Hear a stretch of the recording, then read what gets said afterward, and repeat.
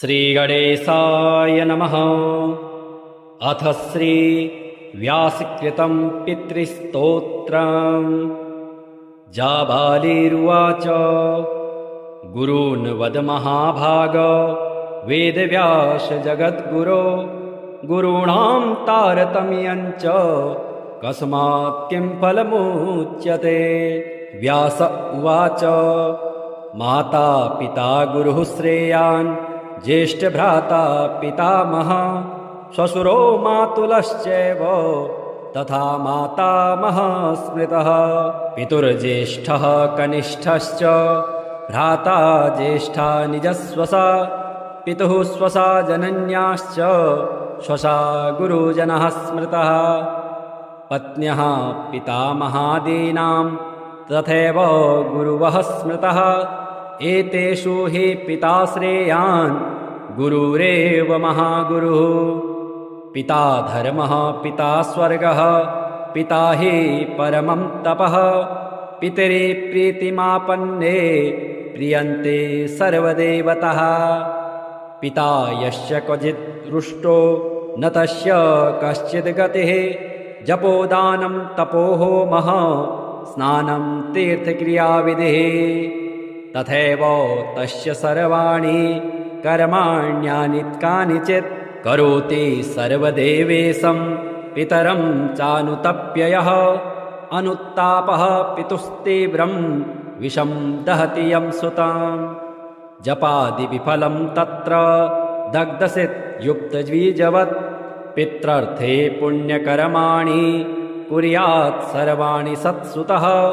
तेना ननु मतोऽप्येवं कुर्वन्नेवावसेदते। यत्नातु पितरं यस्तु कियत् पुण्यं च कारयेत् स तत्पुण्यफलं कोटि गुणमाप्नोत्यसंशयम्। शृणु वक्ष्ये पितुः स्तोत्रं विष्णवे ब्रह्मणोदितं। नाभिपद्मोद्भवो येन तुष्टावपितरं सताम्। ब्रह्मोवाच ॐ नमः पित्रे जन्मदात्रे सर्वदेवमयाय च सुखदाय प्रसन्नाय सुप्रीताय महात्मने सर्वयज्ञस्वरूपाय स्वर्गाय परमेष्ठिने सर्वतीर्थावलोकाय करुणासागराय च नमः। सदाशुतोषाय शिवरूपाय ते नमः। सदा पराधक्षमिणे सुखाय सुखदाय च। दुर्लभं मानुषमिदं येन लब्धं मया वपुः। संभावनीयं धर्मार्थे तस्मै पित्रे नमो नमः। तीर्थस्नानतपोहोम जपादि यस्य दर्शनं महागुरुश्च गुरवे तस्मै पित्रे नमो नमः। यस्य प्रमाणस्तवनात् कोटिशः पितृतर्पणम् अश्वमेधस्तयस्तुल्यं तस्मै पित्रे नमो नमः। इदं स्तोत्रं पितुः पुण्यं यः पठेत् प्रयतो नरः। प्रत्यहं प्रातरुत्थाय पितृश्राद्धदिनेऽपि च स्वजन्मदिवसे साक्षात् पितुरग्रे स्थितोऽपि वा न तस्य दुर्लभं किञ्चित् सर्वज्ञतादिवाञ्छितं।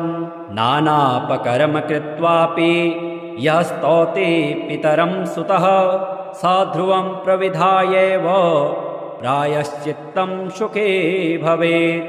पितुः प्रीतिकरो नित्यं सर्वकर्माण्यथार्हति। श्रीगणेशाय नमः। अथ श्री पितृगीतं। मार्कण्डेय उवाच अपि धन्यः कुले जाय दशमाकं मतिमान् नरः। अकुर्वन् वित्तसाढ्यं यः पिण्डान्नो निर्वपेष्यते। रत्नवस्त्रमहायानं सर्वतो यादिकं वसो विभवे सति विप्रेभ्यः अस्मान्नुद्दिश्य दास्यते। अन्येन वान्यथा शक्त्या कालेऽस्मिन् भक्तिनम्रधे भोजिष्यते विप्राज्ञास् तन्मात्र विभवो नरः असमर्थोन्नदानस्य वन्यशाकं स्वशक्तितः प्रदास्यते द्विजाग्रेभ्यः स्वल्पां यो वापि दक्षिणां तत्राप्यसामर्थ्ययुतः करैर्गृहासे तांस्तिलान् प्रणम्य द्विजमुख्याय कस्मैचिदपि दास्यते तिलः सप्ताष्टभिर्वापि समवेतं जलाञ्जलिं भक्तिनम्रः समुद्दिश्य योऽस्माकं सम्प्रदास्यते यतः कुतश्चित् सम्प्राप्य गोभ्यो वापि गवाह्निकम् अभावे प्रीणयेत्तस्मात् भक्त्या युक्तः प्रदास्यते सर्वाभावे वनं गत्वा कक्षमूलप्रदर्शकः सूर्यादिलोकपालानामिदमुच्यः पठिष्यते न मेऽस्ति वित्तं न धनं न चान्यच्छाद्रस्य योग्यं स्वपितॄन्नतोऽस्मि तृप्यन्तु भक्त्या पितरो मयेतो भुजो ततो वर्तमनि मारुतस्य इत्येवं पितृभिर्गीतं भावाभावप्रयोजनं कृतं तेन भवेच्छाद्दं य एवं कुरुते द्विजः। जाबालिरुवाच गुरून् वद महाभाग वेदव्यास जगद्गुरो गुरूणां तारतम्यञ्च कस्मात् किं फलमुच्यते।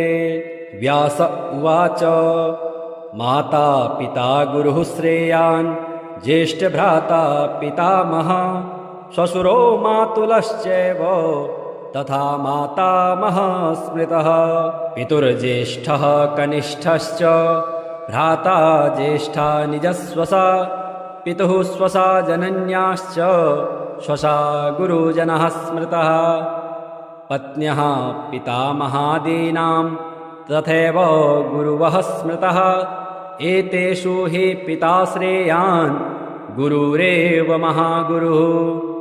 पिता धर्मः पिता स्वर्गः पिता हि परमं तपः पितरि प्रीतिमापन्ने प्रियन्ते सर्वदेवतः पिता यस्य क्वचित् रुष्टो न तस्य कश्चित् गतिः जपोदानं तपोहोमः स्नानं तीर्थक्रियाविधिः तथैव तस्य सर्वाणि कर्माण्यानि कानिचित् करोति सर्वदेवेशं पितरं चानुतप्ययः अनुत्तापः पितुस्तीव्रं विषं दहति यं सुताम् जपादिविफलं तत्र दग्धसित् युक्तद्विजवत् पित्रर्थे पुण्यकर्माणि कुर्यात् सर्वाणि सत्सुतः तेनाननु मतोऽप्येवं कुर्वन्नेवावसेदते यत्नातु पितरं यस्तु कियत् पुण्यं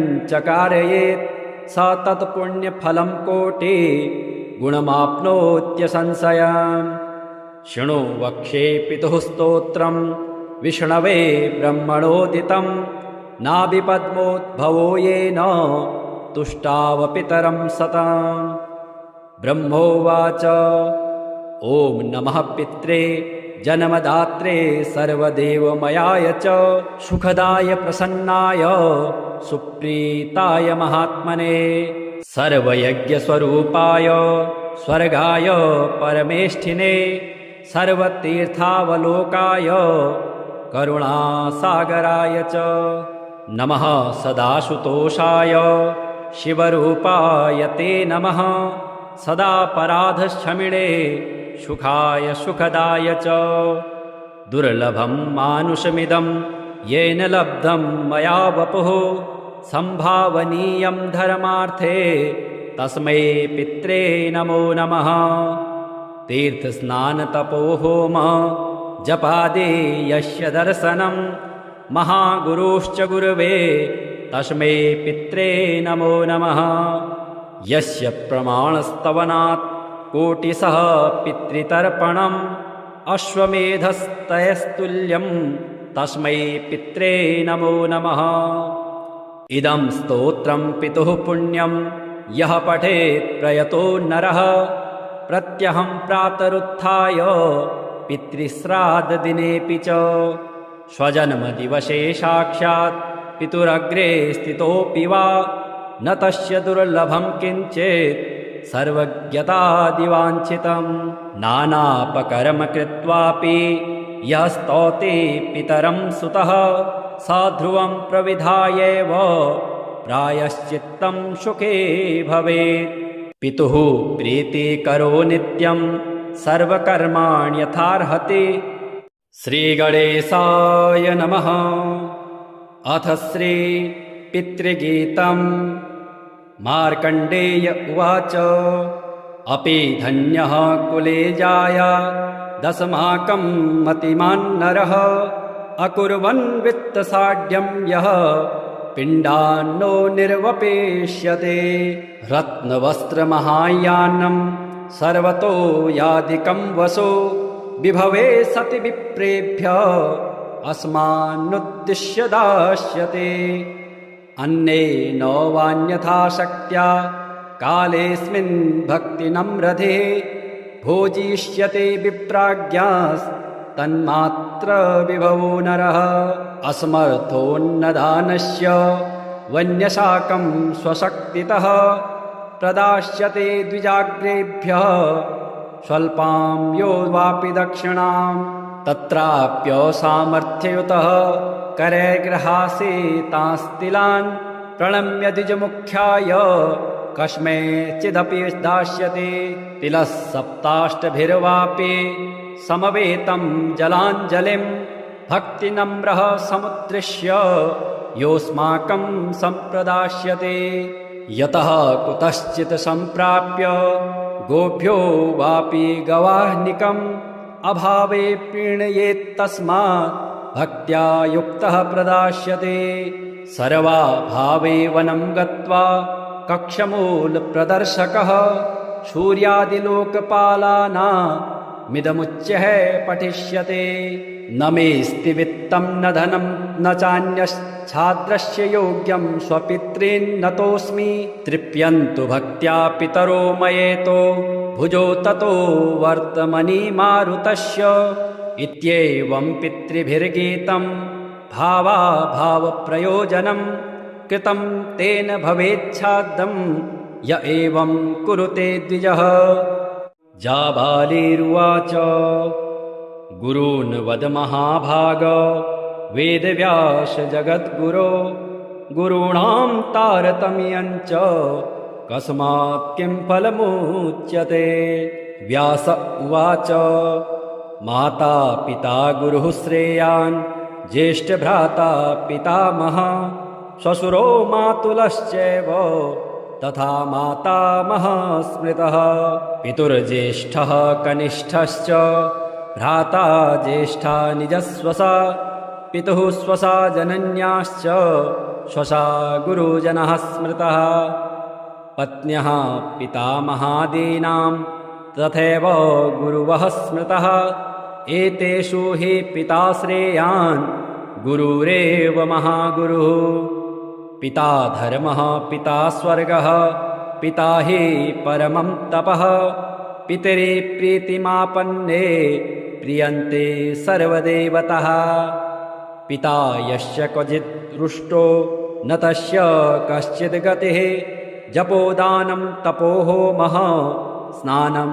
तीर्थक्रियाविधिः तथैव तस्य सर्वाणि कर्माण्यानि कानिचित् करोति सर्वदेवेशं पितरं चानुतप्ययः अनुत्तापः पितुस्तीव्रं विषं दहति यं सुतां जपादिविफलं तत्र दग्धसित् युक्तद्विजवत् पित्रर्थे पुण्यकर्माणि कुर्यात् सर्वाणि सत्सुतः तेनाननु मतोऽप्येवं कुर्वन्नेवावसेदते यत्नातु पितरं यस्तु कियत्पुण्यं च कारयेत् स तत्पुण्यफलं कोटि गुणमाप्नोत्यसंशयम् शृणु वक्ष्ये पितुः स्तोत्रं विष्णवे ब्रह्मणोदितं नाभिपद्मोद्भवो येन तुष्टावपितरं सताम् ब्रह्मोवाच ॐ नमः पित्रे जन्मदात्रे सर्वदेवमयाय च सुखदाय प्रसन्नाय सुप्रीताय महात्मने सर्वयज्ञस्वरूपाय स्वर्गाय परमेष्ठिने सर्वतीर्थावलोकाय करुणासागराय च नमः सदाशुतोषाय शिवरूपाय ते नमः सदापराधक्षमिणे सुखाय सुखदाय च दुर्लभं मानुषमिदं येन लब्धं मया वपुः संभावनीयं धर्मार्थे तस्मै पित्रे नमो नमः तीर्थस्नानतपोहोम जपादि यस्य दर्शनं महागुरुश्च गुरवे तस्मै पित्रे नमो नमः यस्य प्रमाणस्तवनात् कोटिशः पितृतर्पणम् अश्वमेधस्तयस्तुल्यं तस्मै पित्रे नमो नमः इदं स्तोत्रं पितुः पुण्यं यः पठेत् प्रयतो नरः प्रत्यहं प्रातरुत्थाय पितृश्राद्धदिनेऽपि च स्वजन्मदिवसे साक्षात् पितुरग्रे स्थितोऽपि वा न तस्य दुर्लभं किञ्चित् सर्वज्ञतादिवाञ्छितं नानापकर्म कृत्वापि यः स्तौति पितरं सुतः स ध्रुवं प्रविधायैव प्रायश्चित्तं सुखे भवेत् पितुः प्रीतिकरो नित्यं सर्वकर्माण्यथार्हति श्रीगणेशाय नमः अथ श्री पितृगीतम् मार्कण्डेय उवाच अपि धन्यः कुले जाया दशमाकं मतिमान् नरः अकुर्वन् वित्तसाढ्यं यः पिण्डान्नो निर्वपेष्यते रत्नवस्त्रमहायानं सर्वतो यादिकं वसो विभवे सति विप्रेभ्यः अस्मान्नुद्दिश्य दास्यते अन्येन वान्यथा शक्त्या कालेऽस्मिन् भक्तिनम्रधे भोजिष्यते विप्राज्ञास्तन्मात्र विभवो नरः असमर्थोन्नदानस्य वन्यशाकं स्वशक्तितः प्रदास्यते द्विजाग्रेभ्यः स्वल्पां यो वापि दक्षिणां तत्राप्यसामर्थ्ययुतः करैर्गृहासे तांस्तिलान् प्रणम्य द्विजमुख्याय कस्मैचिदपि दास्यते तिलः सप्ताष्टभिर्वापि समवेतं जलाञ्जलिं भक्तिनम्रः समुद्दिश्य योऽस्माकं सम्प्रदास्यते यतः कुतश्चित् सम्प्राप्य गोभ्यो वापि गवाह्निकम् अभावे प्रीणयेत्तस्मात् भक्त्या युक्तः प्रदास्यते सर्वाभावे वनं गत्वा कक्षमूलप्रदर्शकः सूर्यादिलोकपालानामिदमुच्यः पठिष्यते न मेऽस्ति वित्तं न धनं न चान्यच्छाद्रस्य योग्यं स्वपितॄन्नतोऽस्मि तृप्यन्तु भक्त्या पितरो मयेतो भुजो ततो वर्तमनि मारुतस्य इत्येवं पितृभिर्गीतं भावाभावप्रयोजनं कृतं तेन भवेच्छाद्दं य एवं कुरुते द्विजः जाबालिरुवाच गुरून् वद महाभाग वेदव्यास जगद्गुरो गुरूणां तारतम्यं च कस्मात् किं फलमुच्यते व्यास उवाच माता पिता गुरुः श्रेयान् ज्येष्ठभ्राता पितामहः श्वशुरो मातुलश्चैव तथा मातामहः स्मृतः पितुर्ज्येष्ठः कनिष्ठश्च भ्राता ज्येष्ठा निजस्वसा पितुः स्वसा जनन्याश्च स्वसा गुरुजनः स्मृतः पत्न्यः पितामहादीनां तथैव गुरुवः स्मृतः एतेषु हि पिता श्रेयान् गुरुरेव महागुरुः पिता धर्मः पिता स्वर्गः पिता हि परमं तपः पितरि प्रीतिमापन्ने प्रियन्ते सर्वदेवतः। पिता यस्य क्वचित् रुष्टो न तस्य कश्चित् गतिः। जपोदानं तपोहोमः स्नानं तीर्थक्रियाविधिः। तथैव तस्य सर्वाणि कर्माण्यानि कानिचित् करोति सर्वदेवेशं पितरं चानुतप्य यः। अनुत्तापः पितुस्तीव्रं विषं दहति यं सुताम्। जपादिविफलं तत्र दग्धसित् युक्तद्विजवत्। पित्रर्थे पुण्यकर्माणि कुर्यात् सर्वाणि सत्सुतः। तेनाननु मतोऽप्येवं कुर्वन्नेवावसेदते। यत्नातु पितरं यस्तु कियत्पुण्यं च कारयेत् स तत्पुण्यफलं कोटि गुणमाप्नोत्यसंशयम्। शृणु वक्षे पितुः स्तोत्रं विष्णवे ब्रह्मणोदितं। नाभिपद्मोद्भवो येन तुष्टावपितरं सताम्। ब्रह्मोवाच ॐ नमः पित्रे जन्मदात्रे सर्वदेवमयाय च सुखदाय प्रसन्नाय सुप्रीताय महात्मने सर्वयज्ञस्वरूपाय स्वर्गाय परमेष्ठिने सर्वतीर्थावलोकाय करुणासागराय च नमः सदाशुतोषाय शिवरूपाय ते नमः सदापराधक्षमिणे सुखाय सुखदाय च दुर्लभं मानुषमिदं येन लब्धं मया वपुः संभावनीयं धर्मार्थे तस्मै पित्रे नमो नमः तीर्थस्नानतपोहोम जपादि यस्य दर्शनं महागुरुश्च गुरवे तस्मै पित्रे नमो नमः यस्य प्रमाणस्तवनात् कोटिशः पितृतर्पणम् अश्वमेधस्तयस्तुल्यं तस्मै पित्रे नमो नमः इदं स्तोत्रं पितुः पुण्यं यः पठेत् प्रयतो नरः प्रत्यहं प्रातरुत्थाय पितृश्राद्धदिनेऽपि च स्वजन्मदिवसे साक्षात् पितुरग्रे स्थितोऽपि वा न तस्य दुर्लभं किञ्चित् सर्वज्ञतादिवाञ्छितं नानापकर्म कृत्वापि यः स्तौति पितरं सुतः स ध्रुवं प्रविधायैव प्रायश्चित्तं सुखे भवेत् पितुः प्रीतिकरो नित्यं सर्वकर्माण्यथार्हति श्रीगणेशाय नमः अथ श्री पितृगीतम् मार्कण्डेय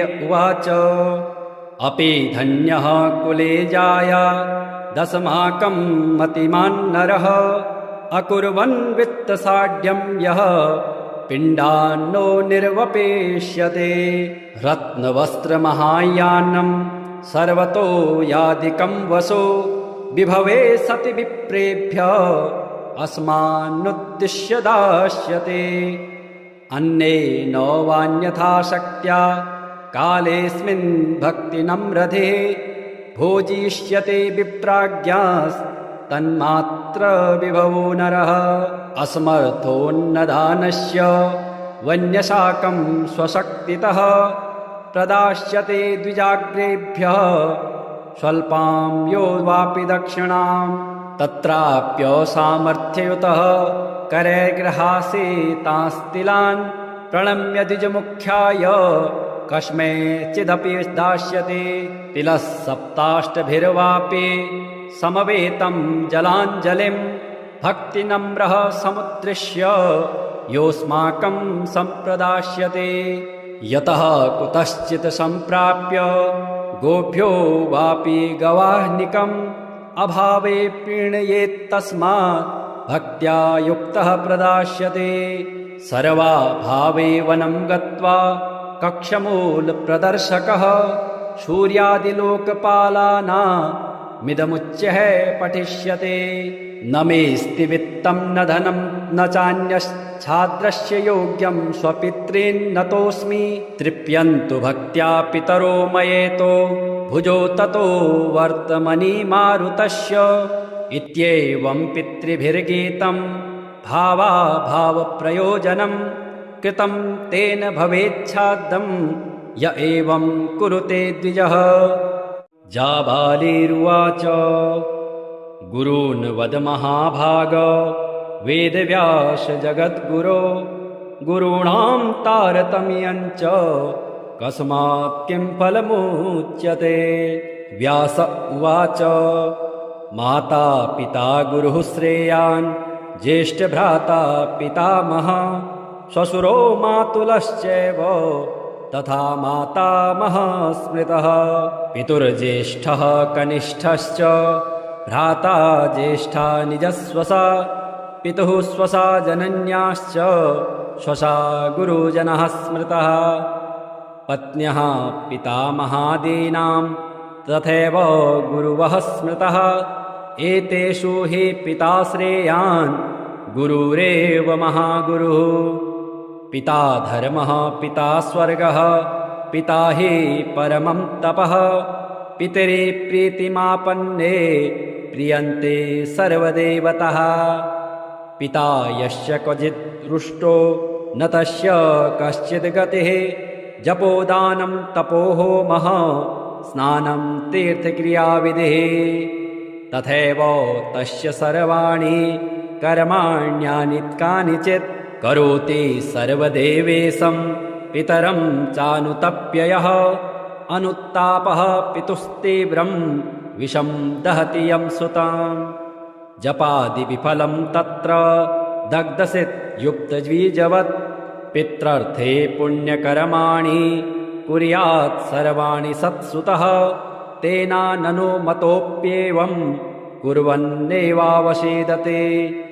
यत्नातु पितरं यस्तु कियत् पुण्यं च कारयेत् स तत्पुण्यफलं कोटि गुणमाप्नोत्यसंशयम्।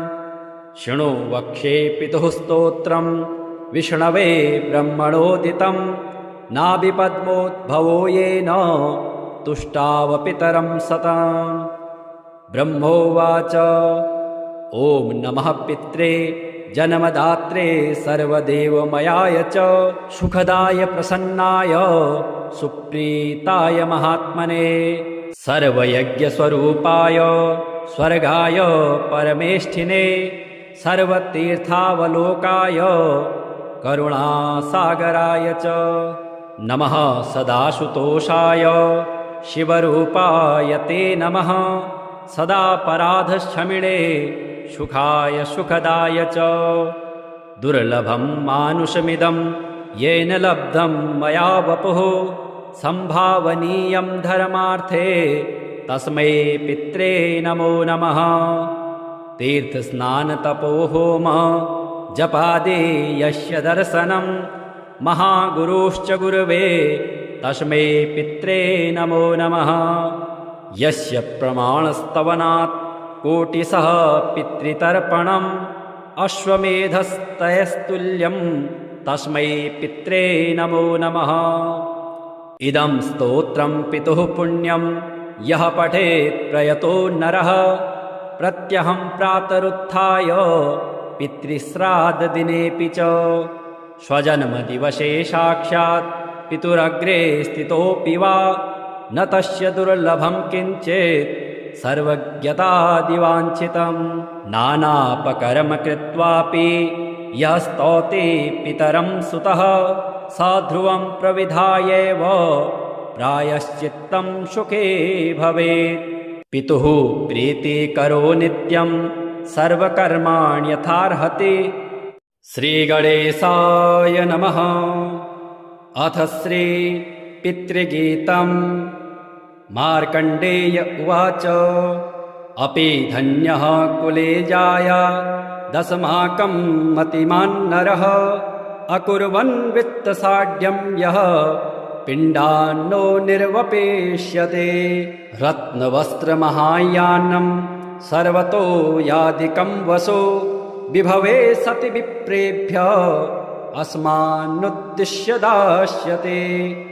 अन्ये न वान्यथा शक्त्या कालेऽस्मिन् भक्तिनम्रधे भोजिष्यते विप्राज्ञास्तन्मात्र विभवो नरः असमर्थोन्नदानस्य वन्यशाकं स्वशक्तितः प्रदास्यते द्विजाग्रेभ्यः स्वल्पां यो वापि दक्षिणां तत्राप्यसामर्थ्ययुतः करैर्गृहासे तांस्तिलान् प्रणम्य द्विजमुख्याय कस्मैचिदपि दास्यते तिलः सप्ताष्टभिर्वापि समवेतं जलाञ्जलिं भक्तिनम्रः समुद्दिश्य योऽस्माकं सम्प्रदास्यते यतः कुतश्चित् सम्प्राप्य गोभ्यो वापि गवाह्निकम् अभावे प्रीणयेत्तस्मात् भक्त्या युक्तः प्रदास्यते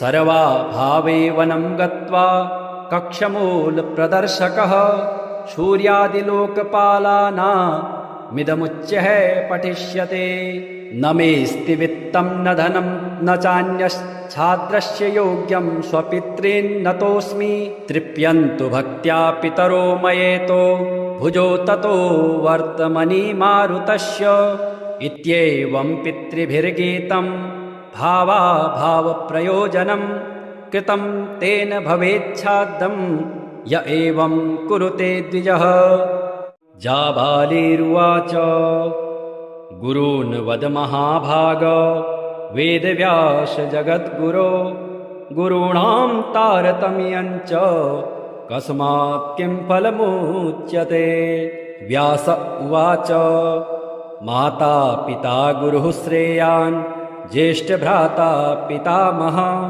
श्वशुरो मातुलश्चैव तथा मातामहः स्मृतः पितुर्ज्येष्ठः कनिष्ठश्च भ्राता ज्येष्ठा निजस्वसा पितुः स्वसा जनन्याश्च स्वसा गुरुजनः स्मृतः पत्न्यः पितामहादीनां तथैव गुरुवः स्मृतः एतेषु हि पिता श्रेयान् गुरुरेव महागुरुः पिता धर्मः पिता स्वर्गः पिता हि परमं तपः पितरि प्रीतिमापन्ने प्रियन्ते सर्वदेवतः पिता यस्य क्वचित् रुष्टो न तस्य कश्चित् गतिः जपोदानं तपोहोमः स्नानं तीर्थक्रियाविधिः तथैव तस्य सर्वाणि कर्माण्यानि कानिचित् करोति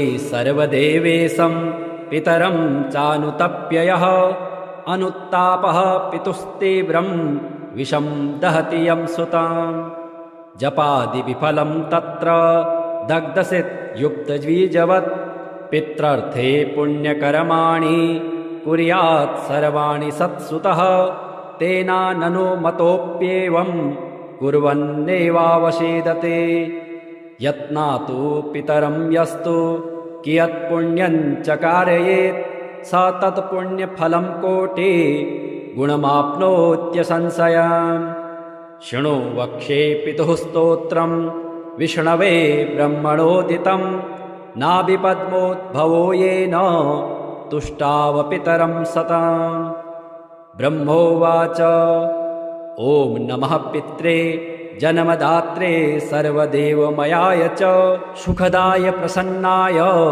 सुप्रीताय महात्मने सर्वयज्ञस्वरूपाय स्वर्गाय परमेष्ठिने सर्वतीर्थावलोकाय करुणासागराय च नमः सदाशुतोषाय शिवरूपाय ते नमः सदा पराधशमिणे सुखाय सुखदाय च दुर्लभं मानुषमिदं येन लब्धं मया वपुः संभावनीयं धर्मार्थे तस्मै पित्रे नमो नमः तीर्थस्नानतपोहोम जपादि यस्य दर्शनं महागुरुश्च गुरवे तस्मै पित्रे नमो नमः यस्य प्रमाणस्तवनात् कोटिशः पितृतर्पणम् अश्वमेधस्तयस्तुल्यं तस्मै पित्रे नमो नमः